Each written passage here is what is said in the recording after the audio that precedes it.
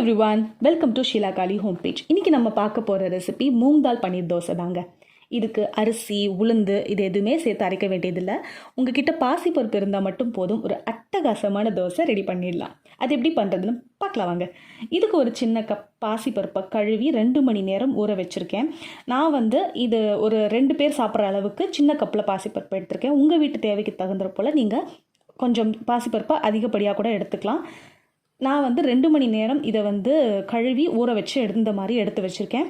இதில் காரத்துக்கு ஒரு பச்சை மிளகாய், ஒரு துண்டு இஞ்சி சேர்த்து ஒரு ஜாரில் போட்டு கொஞ்சமாக தண்ணி ஊற்றி ஒரு தோசை மாவு பதத்துக்கு நீங்கள் இதை அரைச்சி ரெடி பண்ணிக்கோங்க. இந்த மாதிரி அரைச்சிருக்கணும். இப்போ ஒரு பவுலில் அரைச்சதை ட்ரான்ஸ்ஃபர் பண்ணிக்கோங்க. இதில் தேவையான அளவு உப்பு போட்டு இதை நல்லா மிக்ஸ் பண்ணி விடுங்க. அவ்வளோதாங்க, நம்மளுடைய மாவு ரெடி ஆகிடுச்சு. இப்போ தோசை மாவு மேலே தூவி விடுறதுக்கு ஒரு மிக்ஸ் ரெடி பண்ணிக்கலாம். அதுக்கு சின்ன துண்டுகளாக கட் பண்ணி வச்ச ஒரு பெரிய வெங்காயத்தை பவுலில் சேர்த்துக்கோங்க. கட் பண்ண குடமிளகாய் துண்டுகளையும் உள்ளே சேர்த்துக்கலாம். துருவி எடுத்த கேரட்டையும் உள்ளே சேர்த்து கொத்தமல்லி தழையை கட் பண்ணி வச்சதை அதையும் உள்ளே ஆட் பண்ணிக்கோங்க.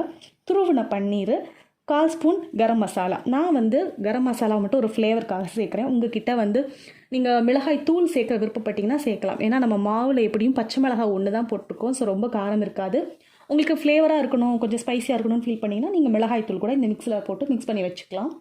அவ்வளோதான். அரைச்ச மாவுலேயே நீங்கள் உப்பு கரெக்டாக போட்டுட்டிங்கன்னா இந்த மிக்ஸில் நீங்கள் உப்பு போட வேண்டியதில்லை. இல்லை மாவில் உங்களுக்கு உப்பு கம்மியாக இருந்தது அப்படின்னு ஃபீல் பண்ணிங்கன்னா நீங்கள் இதில் கூட கொஞ்சம் உப்பு போட்டு மிக்ஸ் பண்ணி வச்சுக்கலாம். இப்போது இந்த மிக்ஸும் ரெடி ஆயிடுச்சு. இப்போ தோசைக்கல்லை அடுப்பில் வச்சு சூடானதுக்கப்புறமா இந்த மாவை ஊற்றி ஒரு நல்ல தோசை மாதிரி லேசாக வாரி எடுத்துக்கோங்க. நம்ம கூடவே நம்ம ரெடி பண்ணி வச்சு அந்த மிக்ஸையும் மேலே தூவி ஆயில் ஊற்றி திருப்பி போட்டு நல்லா வேக வச்சு எடுங்க. அவ்வளோதாங்க, டிஃப்ரெண்ட்டான அண்ட் ரொம்ப டேஸ்டான மூங் தால் பன்னீர் தோசை ரெடி. இது கூட காரசாரமான ஒரு சட்னி வச்சு சாப்பிட்டா சும்மா வேறு லெவலில் இருக்கும். இந்த வீடியோ உங்களுக்கு பிடிச்சிருந்தா லைக் பண்ணுங்கள், சப்ஸ்கிரைப் பண்ணுங்கள், உங்கள் ஃப்ரெண்ட்ஸ் அண்ட் ஃபேமிலிக்கு மறக்காமல் ஷேர் பண்ணுங்கள். தேங்க்யூ.